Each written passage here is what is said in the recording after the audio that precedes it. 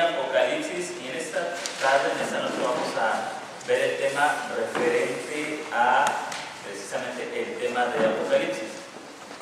En la primera y en la segunda clase, solamente para recordar algunas cosas, en la primera clase hablábamos acerca de los métodos de interpretación del libro de Apocalipsis. Hablábamos sobre 4 modelos que son comunes: el idealista, el historicista, el futurista y el preterista. El preterista es el modelo que nosotros estamos siguiendo. Bueno, luego en la segunda clase hablábamos acerca de la fecha en la que fue escrito el libro. Veíamos 2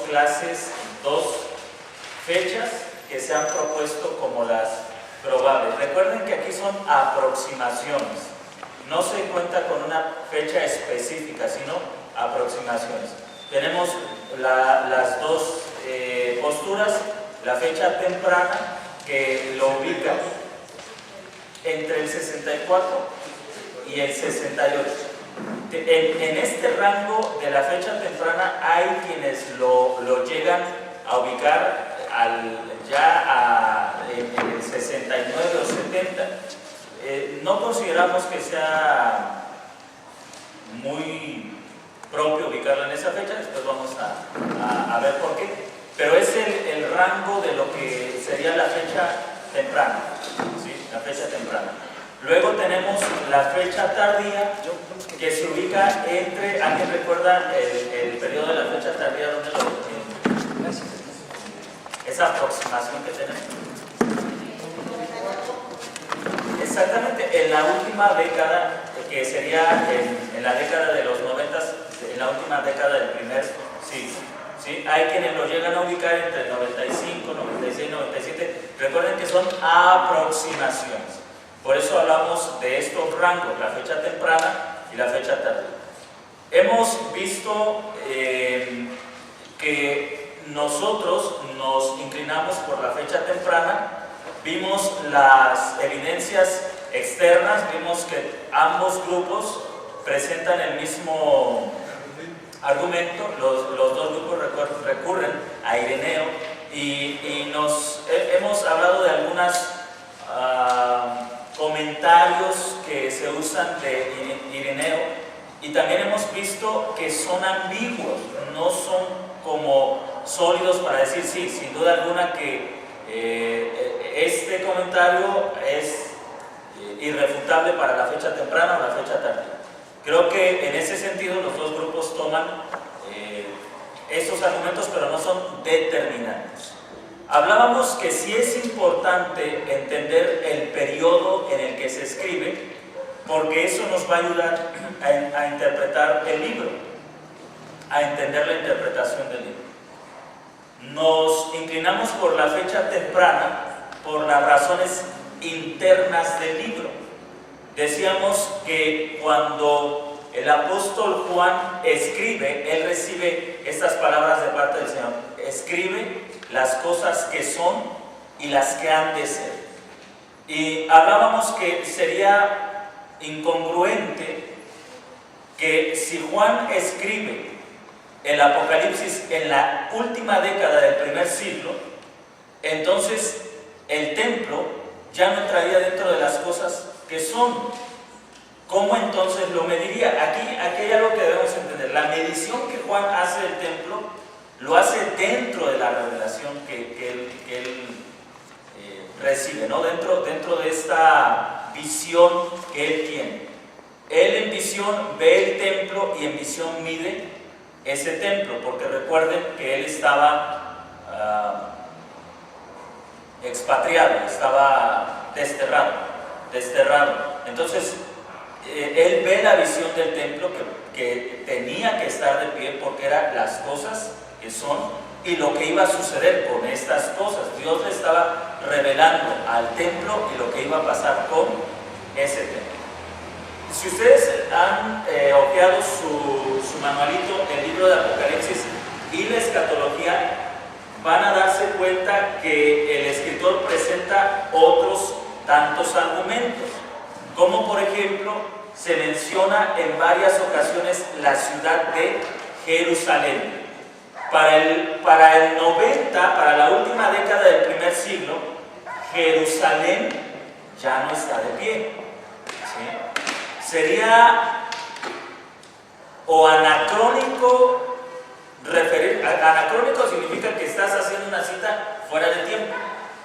Entonces, si el apóstol Juan está recibiendo una visión de Jerusalén, pero Jerusalén ya no existe, eso es anacrónico, porque se le está llevando a pensar algo que ya no está en su tiempo. ¿Sí? Por eso es que creemos, porque el templo estaba de pie, porque Jerusalén aún existía, y porque los judíos como nación todavía existían, creemos que esas evidencias internas son irrefutables para considerar que Apocalipsis fue escrito en la fecha temprana, entre el 64 y el 68 después de Jesucristo. No puede haber razón para considerarse que Apocalipsis haya sido escrito posterior a esta fecha. ¿Sí? Hasta ahí es un breve resumen de lo que hemos estado hablando, de lo que hemos estado viendo. Ahora vamos a entrar al tema de Apocalipsis. Si usted tiene su manual, puede revisar, puede abrirlo en la página 10. Página 10.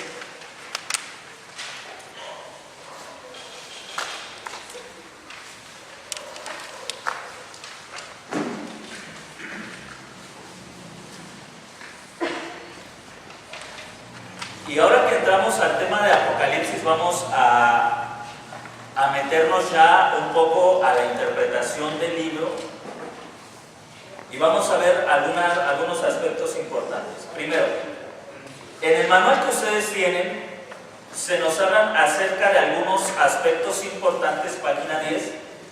Ahora no vamos a usar las diapositivas, pero vamos a usar el manual.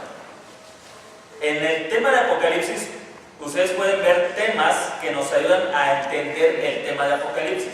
Primero, la relevancia de la audiencia. Es importante entender el papel que juegan las personas a las que se dirige Apocalipsis. Es muy común entre nosotros como creyentes usar frases como "la Biblia me dice" o "la Biblia nos dice a nosotros los cristianos". Es muy común hacer este tipo de referencias o usar este tipo de lenguaje.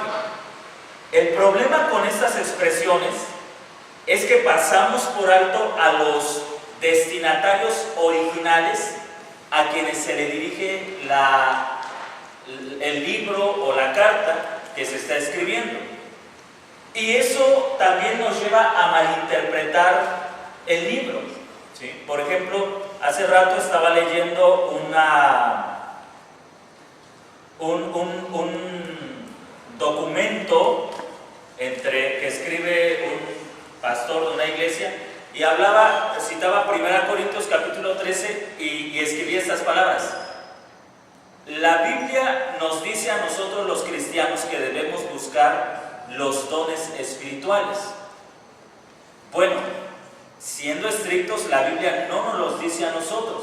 Pablo se lo escribió a los corintios, no nos los dice directamente a los creyentes de la iglesia que está en este lugar o de la iglesia que pastorea la persona que escribió este archivo. ¿Sí me están entendiendo?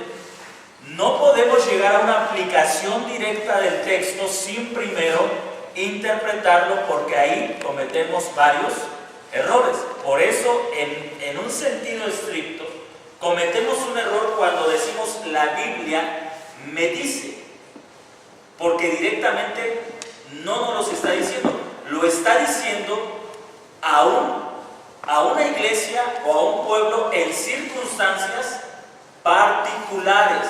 Una vez que entendemos el texto y lo interpretamos, entonces sí podemos ir a la aplicación del texto. Una vez que hemos hecho ese trabajo, entonces sí podemos decir "la Biblia nos enseña". pero porque hemos hecho ya un estudio del contexto del pasaje que estamos revisando. Si no tomamos en cuenta eso, entonces la Biblia se vuelve tan ambigua que, como hemos estado diciendo, nos habla a todos y no habla a nadie.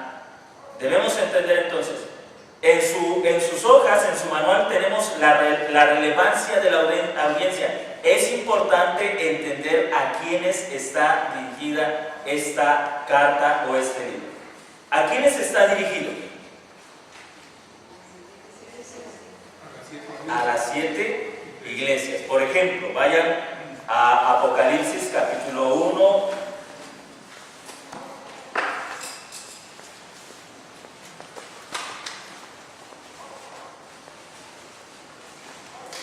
Capítulo 1, verso 3, 4.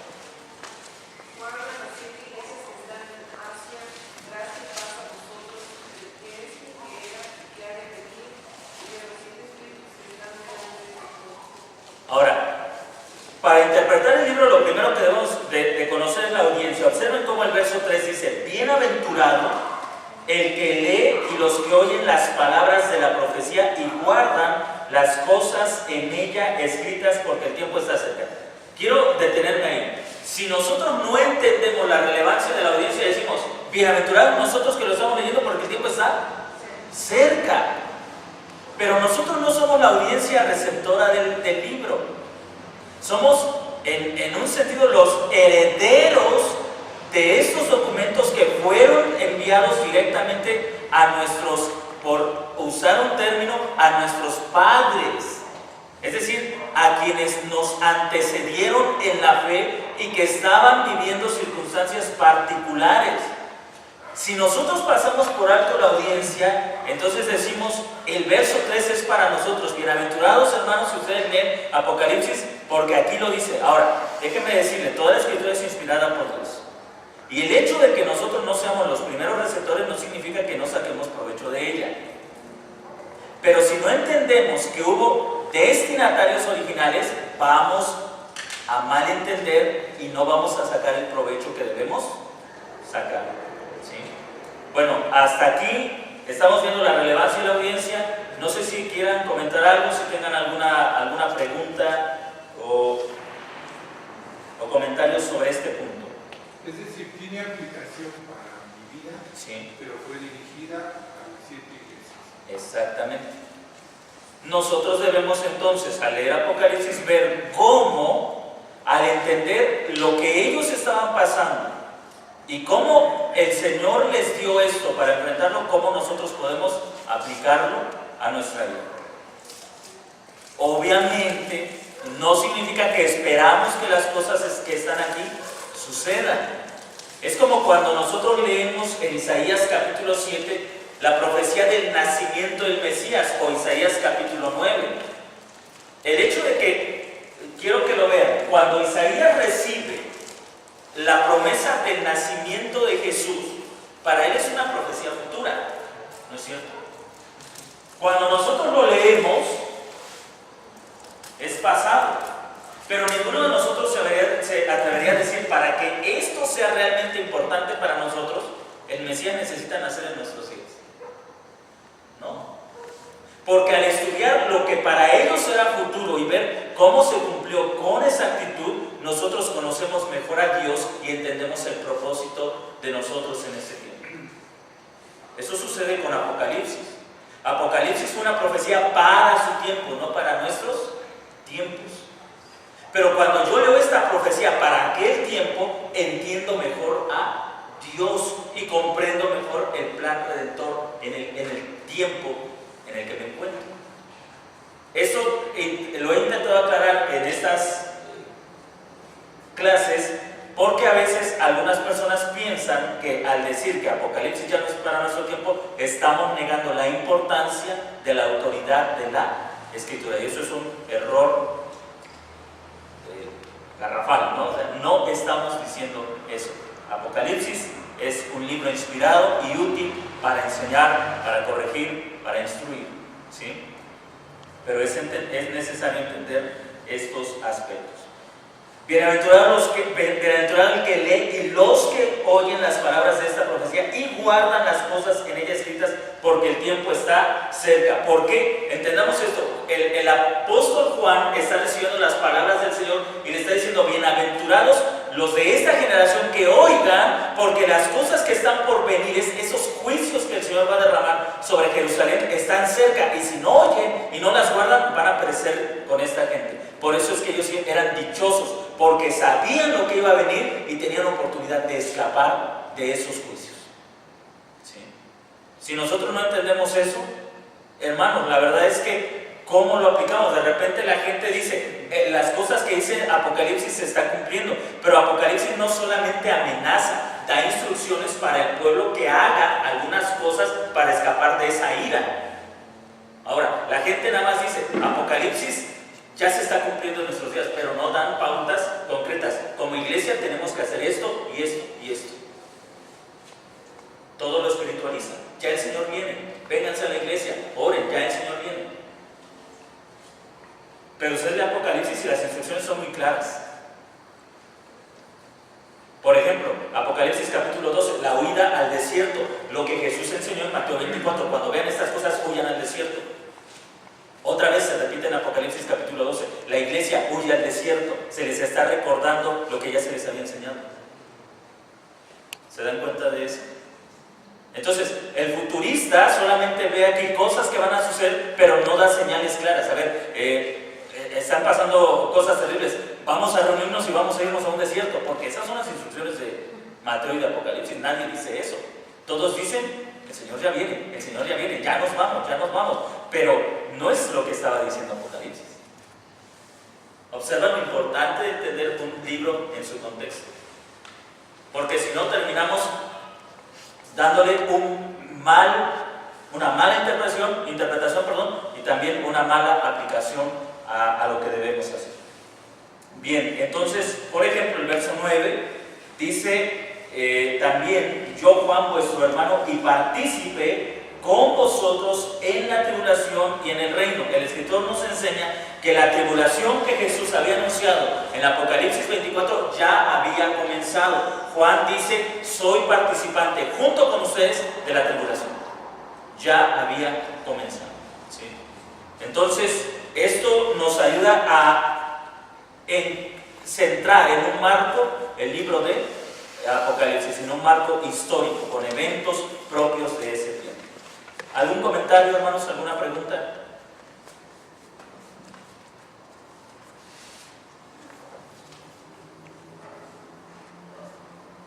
Ellos están sufriendo persecución desde que leímos en Hechos que ya habían salido la iglesia y solo se habían quedado los apóstoles. Así es. Se agrava la persecución con Nerón en el 64. Nerón llega al poder en el 52 o 54 después de Jesucristo, y con eso se agrava la persecución. Para el 64 realmente la persecución era demasiado fuerte ya para sus días, pero todavía no era la gran tribulación. Por eso, hasta el sitio que hace. exactamente, así es. 3 años y medio antes de la caída de Jerusalén, ahí se desata lo que Jesús calificó como la gran tribulación.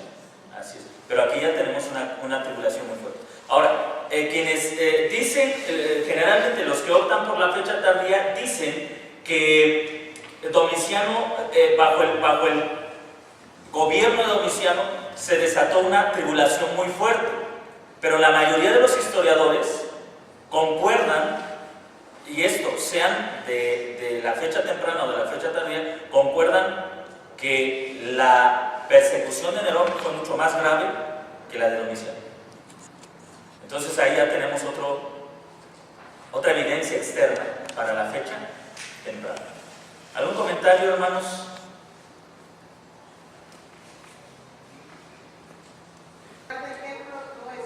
No es de ahí. Está por lo menos, algunos dicen que ahí donde antes estaba el templo de Salomón, ahora se encuentra la mezquita de Omar. Así es.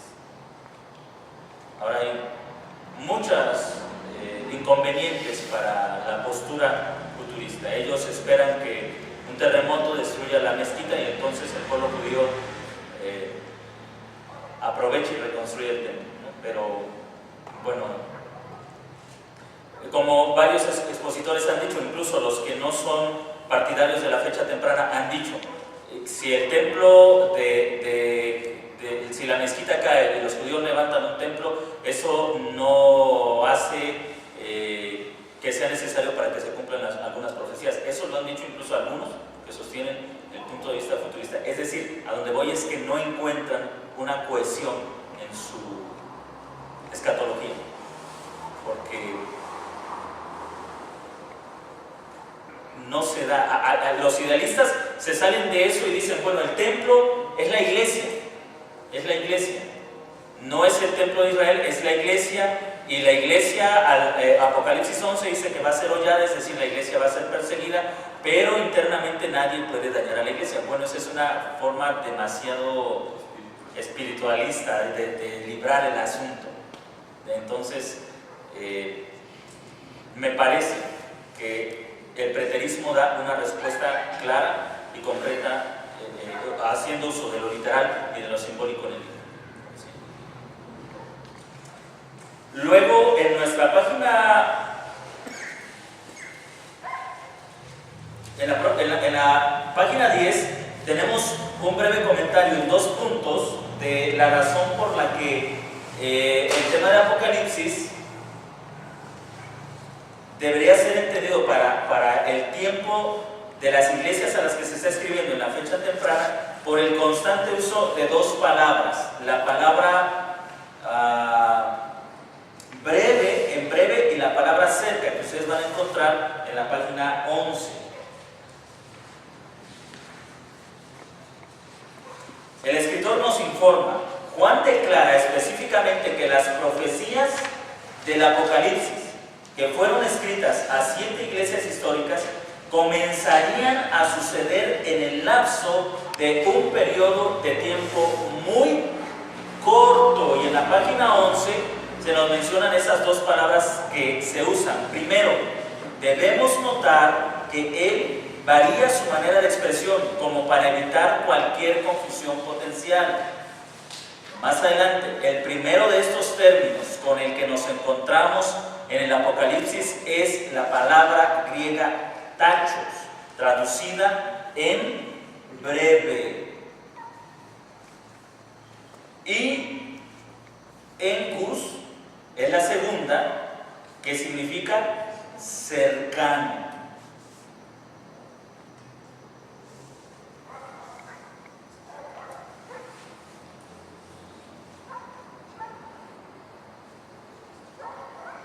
Cercano.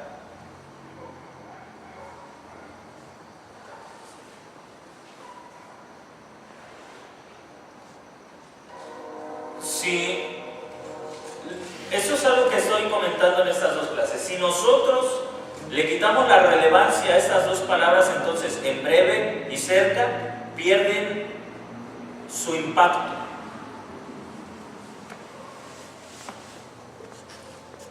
Si la primera iglesia entiende que estas palabras en breve y cerca no son algo inmediato, entonces pierde el impacto para ellos. Es como cuando a alguien se le dice, pronto te voy a dar esto, o pronto vamos a ir a tal lado.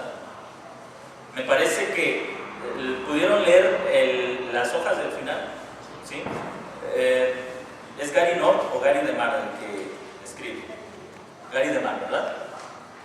Dice el escritor, es como cuando, parece que él usa este ejemplo, cuando se le dice al niño, tu abuela va a venir en breve, y pasa el tiempo, entonces pierde el impacto esa palabra, porque en breve puede significar este año, el próximo año, dentro de 10 años, dentro de 50 años.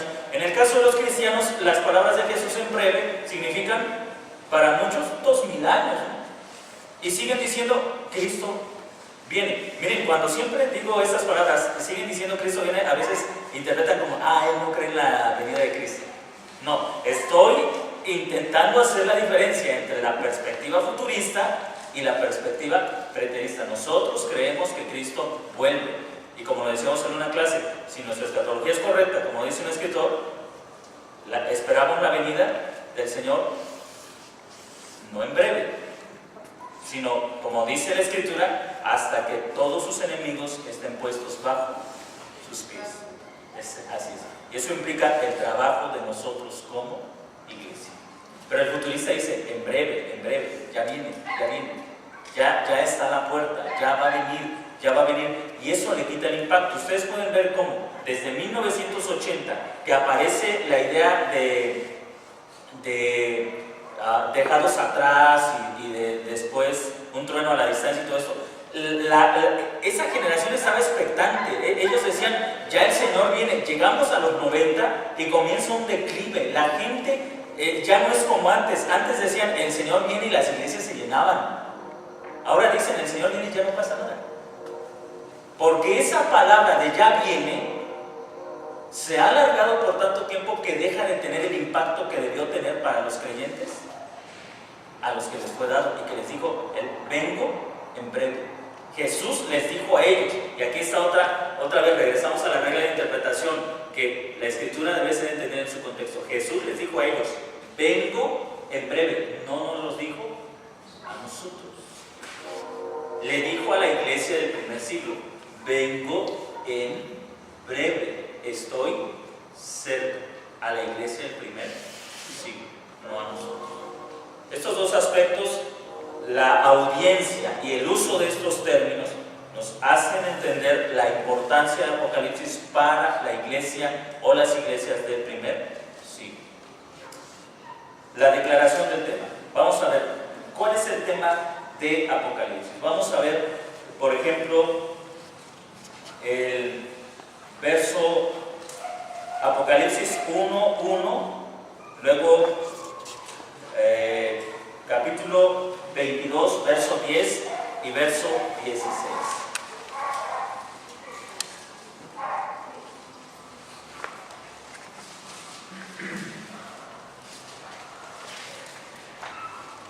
Apocalipsis 1:1 dice, revelación de Jesús el Cristo, que Dios le dio para manifestar a sus siervos lo que debe suceder en breve, y lo declaró enviándolo por medio de su ángel a su siervo Juan. Ahora vamos con el 22, verso 10 y verso 16.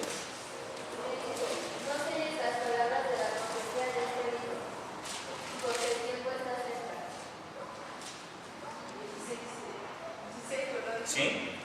Yo, Jesús, he enviado mi ángel para daros testimonio de estas cosas en las iglesias. Yo soy la raíz y el linaje de David, la estrella resplandeciente de la mañana. Verso 16, ¿verdad? Observan ustedes cómo en estos tres textos que citamos se habla de lo pronto que está por suceder algo. Ahora, si esto es tan importante que pronto va a suceder, eso nos lleva a la pregunta, ¿cuál es el tema que domina Apocalipsis? Y que debe ser comunicado con una prontitud, porque como Jesús dijo, en breve, les voy a revelar lo que está por suceder en breve, lo que pronto va a pasar. De ahí la pregunta, ¿qué son esas cosas que van a pasar pronto? Recuerden, y aquí quiero aclarar esto, porque a veces cuando usamos estas palabras pronto, pensamos en nuestro pronto. ¿Sí? Leemos Apocalipsis y leemos que la Escritura dice, vengo pronto, y pensamos en nuestro pronto. Ahora, vamos a ver lo que Jesús les está diciendo que va a suceder en breve. Apocalipsis capítulo 1, verso 7.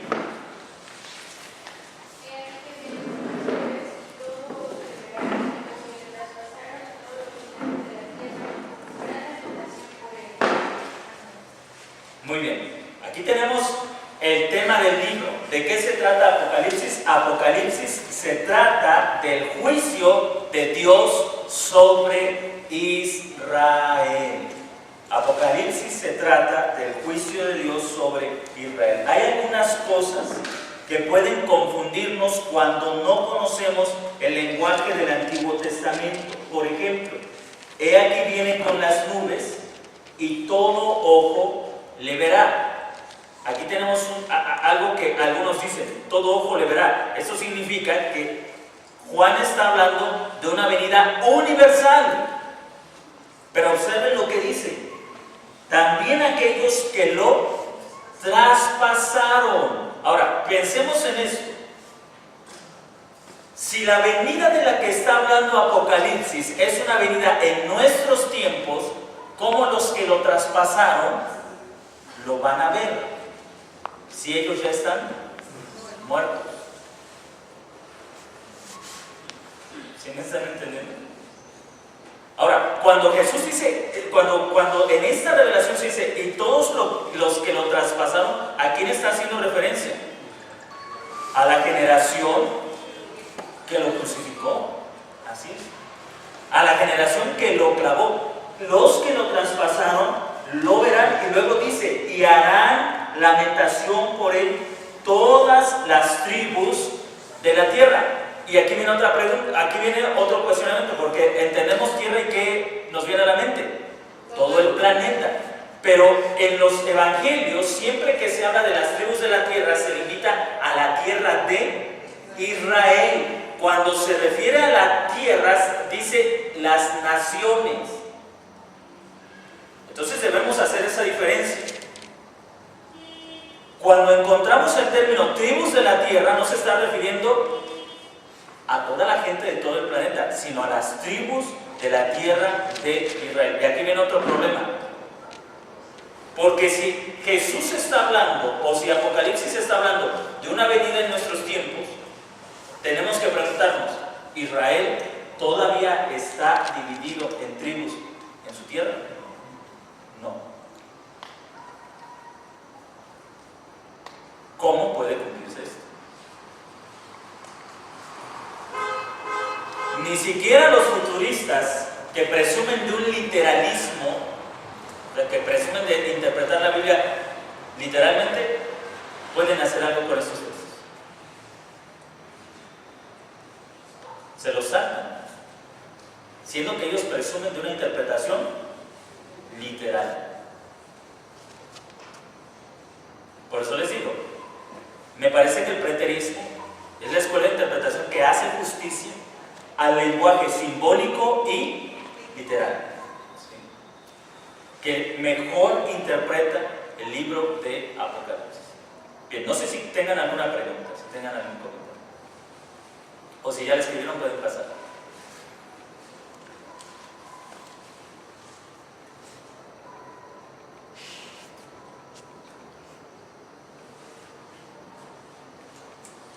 Sí, Miguel Ángel. ¿Este juicio en dónde se ubica? Cristo asciende a los cielos.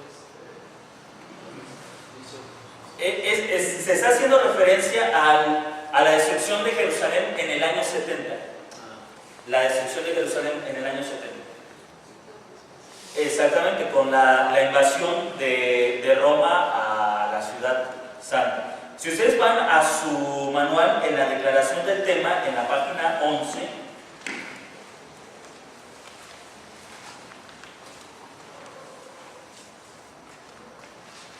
el escritor comenta, estoy convencido, donde dice declaración del tema, en el segundo párrafo casi al final de sus obras.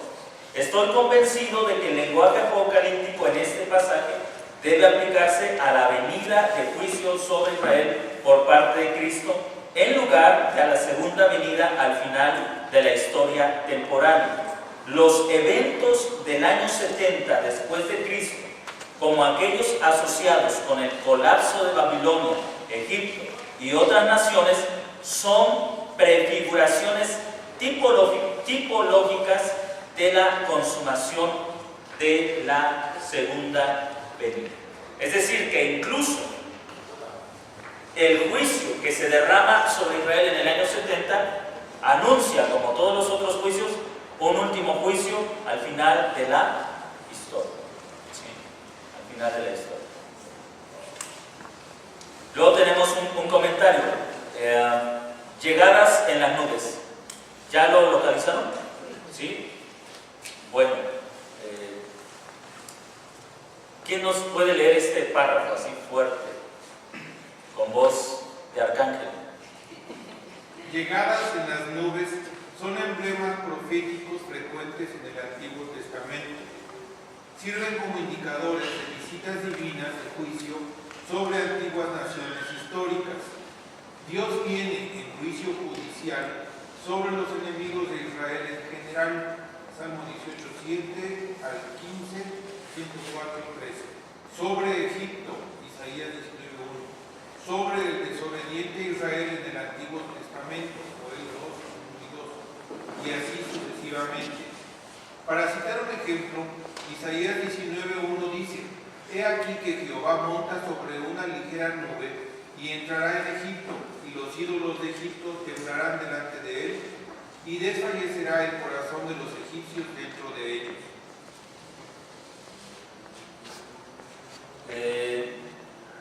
Lo que sí que también es Una venida de Cristo en juicio sobre Israel se enseña claramente en forma parabólica por Cristo en Mateo 21, 40, 41, 23, 45. Cuando venga pues el Señor de la viña, ¿qué hará a aquellos labradores? Le dijeron: a los malos destruirá sin misericordia y arrendará su viña a otros labradores que le paguen el fruto a su tiempo. Por tanto os digo que el reino de Dios será quitado de vosotros y será dado a gente que produzca los frutos de él. Y oyendo sus parábolas, los principales sacerdotes y los fariseos entendieron que hablaba de ellos. Esto habla con toda seguridad de la destrucción de Jerusalén, de los principales sacerdotes y de los fariseos de la época de Jesús. Y ocurrirá cuando venga el Señor de la viña. Este es el juicio, venida de Cristo en el año 60 después de Cristo. Ahí tenemos. Así que Apocalipsis es principalmente una descripción del juicio que Dios estaba por derramar sobre la nación de Israel. Juicio que Dios estaba por derramar sobre la nación de Israel. Quiero que consideren estos aspectos.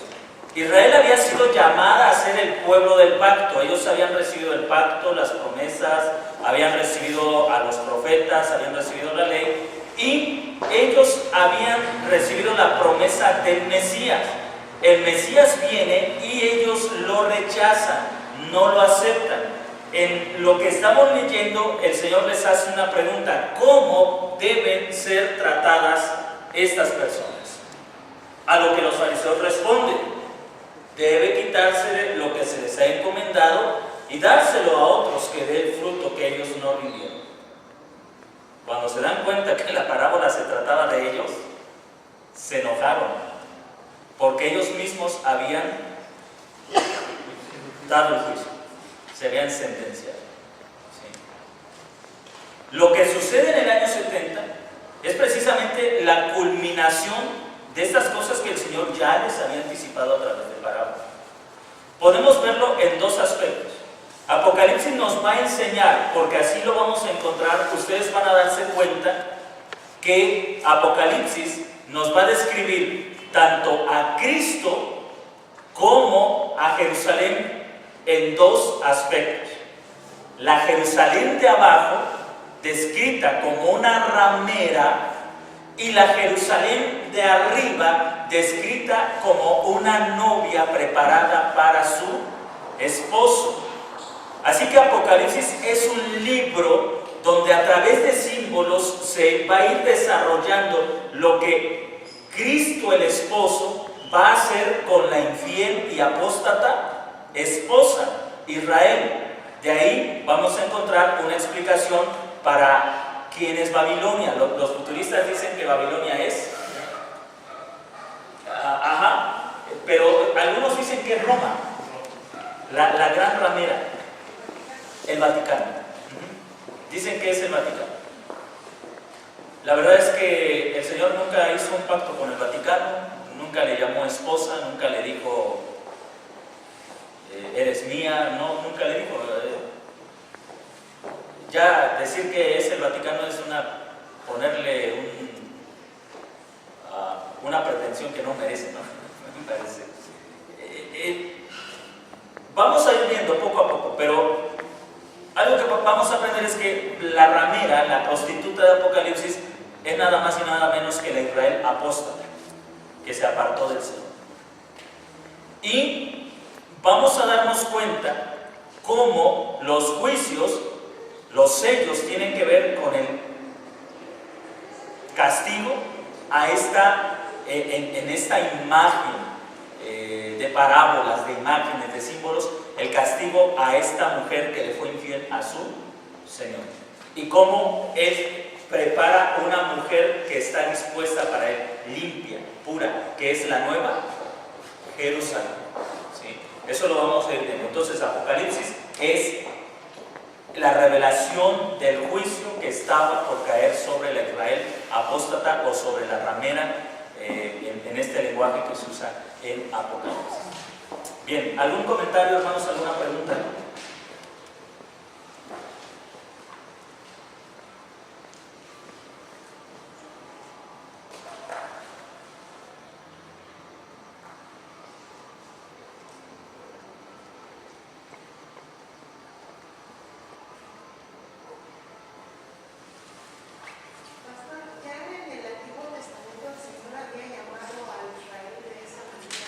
Sí. Tenemos los profetas en Oseas, en Ezequiel, en Isaías, Jeremías también, Jeremías capítulo 3, todo el libro del profeta Oseas se hace referencia a Israel en dos aspectos. Israel, la amada. Por ejemplo, en Isaías capítulo 16, el Señor se refiere a Israel como la niña que Él ama y que nadie amó. De manera alegórica cuenta la historia de Israel. Tú eras una niña que naciste en el desierto, estabas entre tus sangres, dice, nadie te amó, nadie te cobijó, yo te cobijé, te cuidé, te dejé protegida. Luego regresé a ti y te encontré en tiempo de amores y te vestí y te amé. Está diciendo, me casé contigo. Nos está contando la historia de Israel. Recuerden que Israel nació siendo una pequeña nación pobre, insignificante. Estuvo en Egipto el tiempo en el que el Señor la deja al cuidado de los egipcios. Pero luego la encuentra ya crecida, porque cuando Moisés llega a Israel, Israel ya es una nación con miles de personas, pero dice en la alegoría, en la parábola, estabas desnuda. Era ya una mujer crecida en la parábola, es decir, era una nación grande, pero sin nada, eran esclavos en Egipto. Y ahí dice, ahí te rescaté y te vestí y me casé contigo. ¿Cuándo se casó Dios con Israel? Cuando la llevó a Sinaí. Y ahí hicieron un pacto.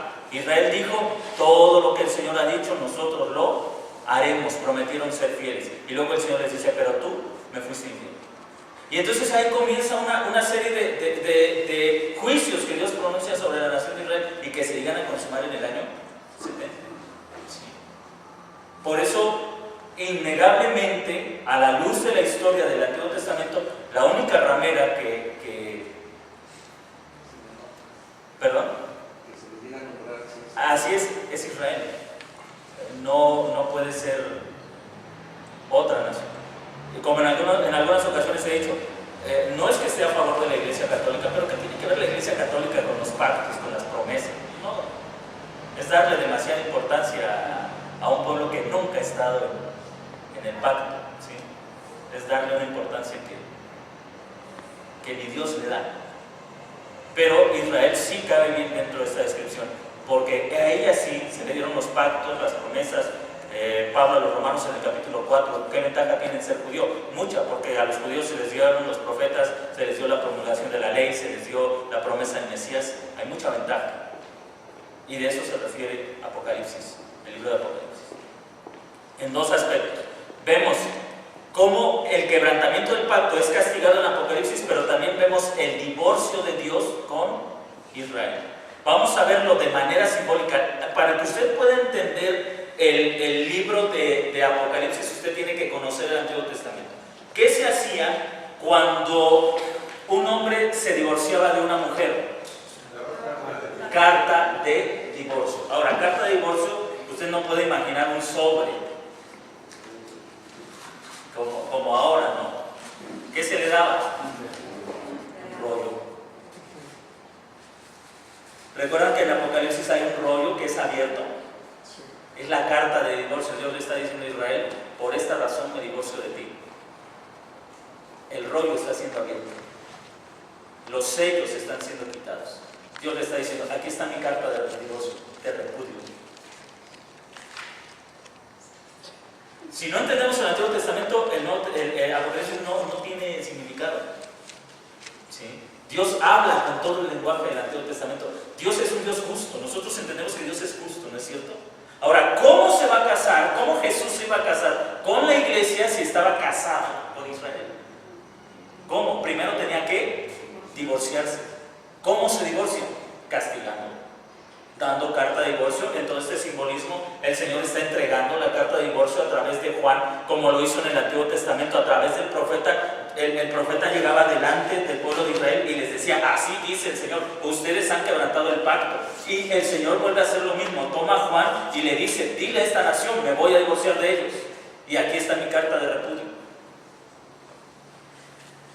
Por eso es que no tiene, les repito, no tiene sentido para el futurista Apocalipsis. Quizás será muy emocionante, ¿no? Leemos a un futurista y que nos habla de que helicópteros y todo eso, puede ser emocionante, pero a la luz del Antiguo Testamento es absurdo, es incongruente. Ahora, algunos dicen, estos son los sellos que vienen contra todas las naciones, pero la pregunta es, ¿cuándo Dios se casó con los gentiles? Nunca.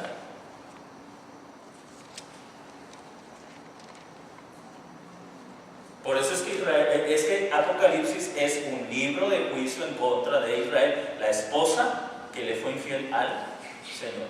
Y el Señor la repudia, se divorcia de ella y entonces se casa con una mujer que ha sido lavada con la sangre del Cordero, que está dispuesta. La iglesia del nuevo pacto. Ahora, las bodas del Cordero, entre paréntesis, no van a pasar, mis hermanos. Ya pasaron. Cuando Dios se separó de Israel, se casó con nosotros. Bueno, no con nosotros, con la iglesia del primer siglo, pero nosotros somos sus hijos. ¿Sí me están entendiendo? Las bodas no están en el futuro, están en el pasado. Algunos las siguen esperando y de ahí pierden muchos privilegios porque están esperando algo que ya es real para nosotros. Están como, yo pienso que los futuristas son como los judíos que no aceptaron al Mesías. Los judíos siguen esperando al Mesías y los futuristas siguen esperando al Mesías. Y resulta que el Mesías ya llegó. Apocalipsis es muy emocionante, es muy emotivo. A mí me causa mucha emoción saber de todos los privilegios que gozamos ahora como iglesia del Nuevo Pacto. Bien, aquí me detengo, no sé si tengan alguna pregunta, alguna duda, algún comentario.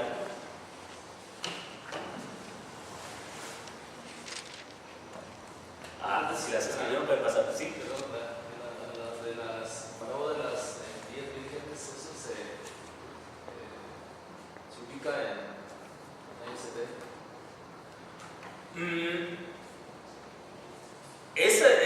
No puedo darte ahorita una respuesta porque es un tema que lleva muchas complicaciones y no quisiera dar una respuesta sin dar el fundamento del por qué esa respuesta.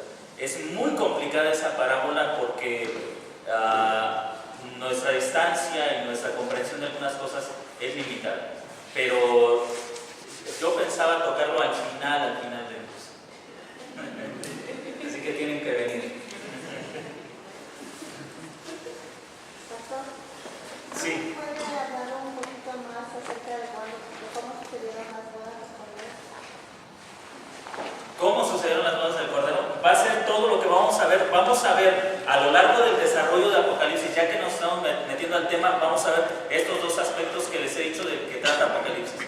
En dos formas simbólicas se nos revela cómo Dios castiga a Israel por quebrantar el pacto como nación y cómo la castiga como esposa por quebrantar el contrato o el pacto matrimonial entre ellos.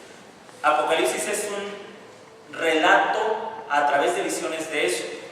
Y eso nos va a llevar a la segunda parte de las bodas de Cristo con la iglesia. Recuerden que aquí estamos usando lenguaje simbólico. Este lenguaje simbólico nos enseña verdades que en las cartas, por ejemplo, a los romanos, son expresadas de manera doctrinal o teológica, ¿sí? Pero vamos a verlo con más detalle. ¿Algún comentario más? ¿Alguna pregunta? Pastor, vamos a hablar sobre lo que pasó en el 70 o lo volvemos a estudiar. Vamos a ir haciendo algunas referencias. No vamos a ver todo, pero sí algunas referencias que son sobresalientes y que llegan a ser cuestión de debate entre futuristas y preteristas. Sí las vamos a tocar. De antemano, si alguien puede leer el libro de las guerras judías de Flavio Josefo, es bueno para que se vayan familiarizando, principalmente el libro cuarto y el libro quinto.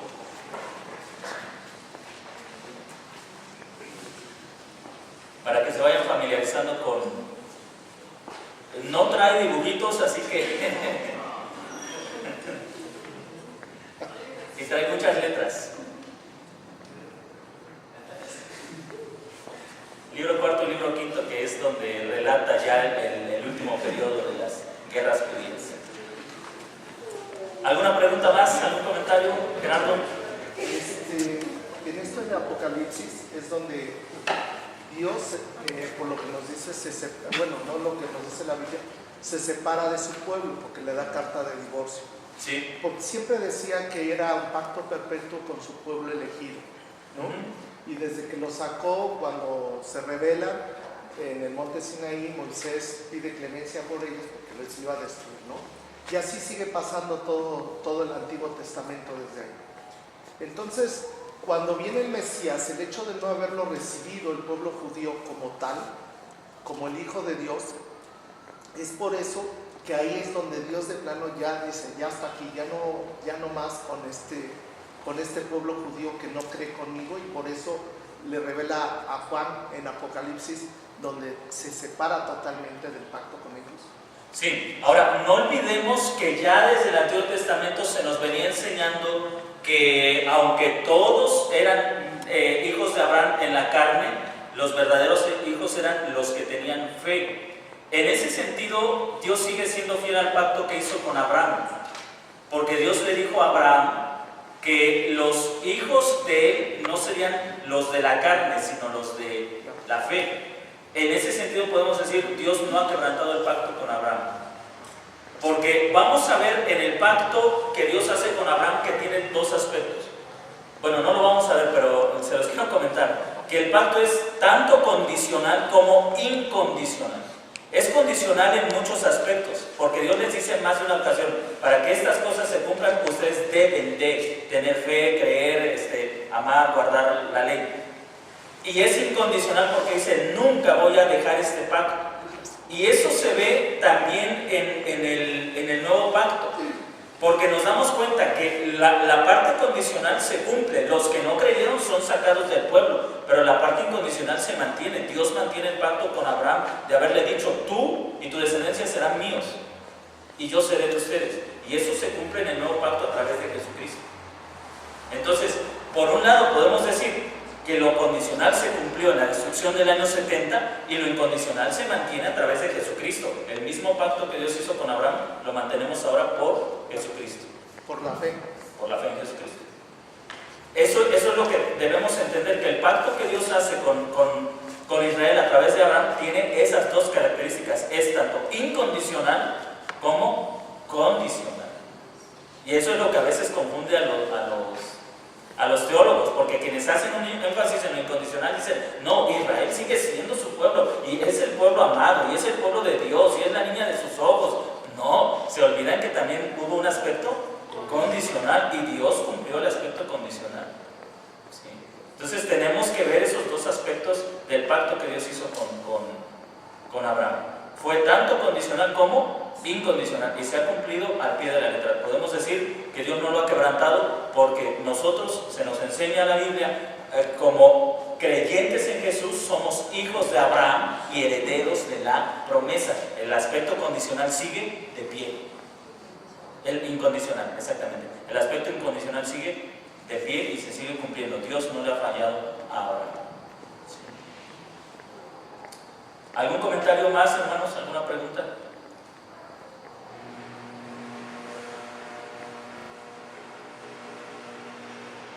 ¿No hay dudas? Espero, los veo así como que creo que ya se me congelaron.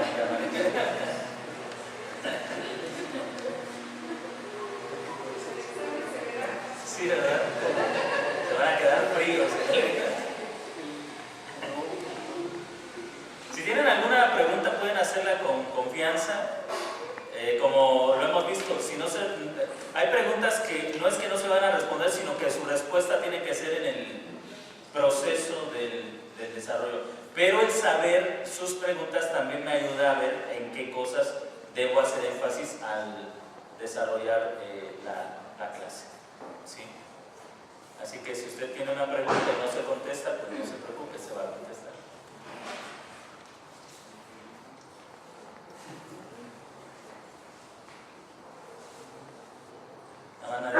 Nadie me va a decir, ¿no era esta la junta de información de...? Es que me equivoqué, yo iba a otro lado. ¿No hay dudas, hermanos?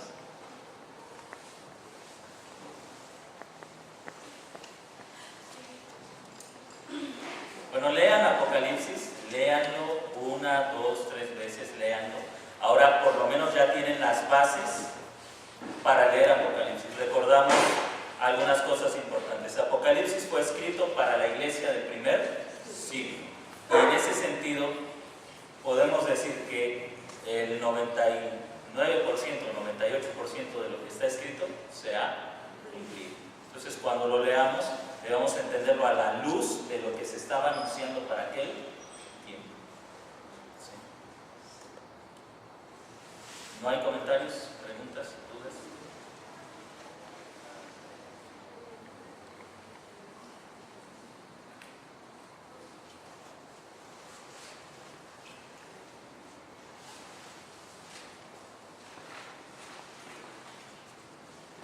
También les recomiendo que dentro de sus tiempos de lectura lean principalmente el libro de Levítico, porque vamos a hacer uso de algunas imágenes sacerdotales. El libro de Apocalipsis está lleno del templo, de sacrificios, y vamos a darnos cuenta que todo ese simbolismo, todo lo que leamos en el Antiguo Testamento nos va a ayudar a explicar el Apocalipsis. Eso va a ser importante. Por ejemplo, el ejemplo que les ponía de la carta de divorcio, en el rollo que se abre o de los sellos que se desatan. El Antiguo Testamento nos da el contexto para entender esa imagen. ¿Sí? Esa era mi pregunta, si la iglesia del primer siglo para ellos fue claro lo que había escrito el apóstol Juan. Debió de serlo. Recuerden que el libro que utilizaban los apóstoles para instruir a la iglesia primitiva, ¿cuál era? El Antiguo Testamento. Exactamente. Así que la iglesia del primer siglo era una iglesia muy conocedora del Antiguo Testamento. Por eso es que Apocalipsis fue un libro claro para ellos. Y es un libro oscuro para nosotros porque la parte que menos leemos es el Antiguo Testamento. ¿Sí? Por eso resulta un poco difícil.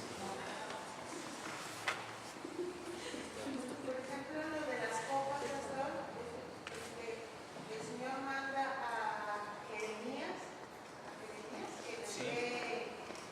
dé de tomar el vino a algunas personas del pueblo. Sí, las copas pueden hacer alusión a las copas en el templo. Recuerden que en el templo también había copas. Así es. Sí, entonces, sí, el Antiguo Testamento va a ser la base para entender Apocalipsis. Así que si tienen un libro de Hal Lindsey, así de esos futuristas, o del 666 de la marca, mientras pónganlos en pausa, no los lean.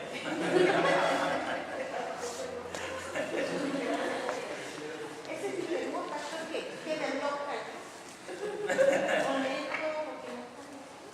Sí, es que cuando no se entiende a la luz del Antiguo Testamento, salen con algunas cosas increíbles, ¿no? Cuando salió el código de barras decían, ya está todo listo para la marca de la bestia, que te van a poner un código de barras en la frente, y luego los códigos de barras en las credenciales, y luego salen los chips y dicen, no, no era el código de barras, es un chip. El chip, la marca, ahí está la marca de la muestra. Bueno, pero la verdad es que Juan no estaba pensando en nuestros tiempos. Lamento desilusionarlos. Muy bien. Pues vamos a concluir con la clase.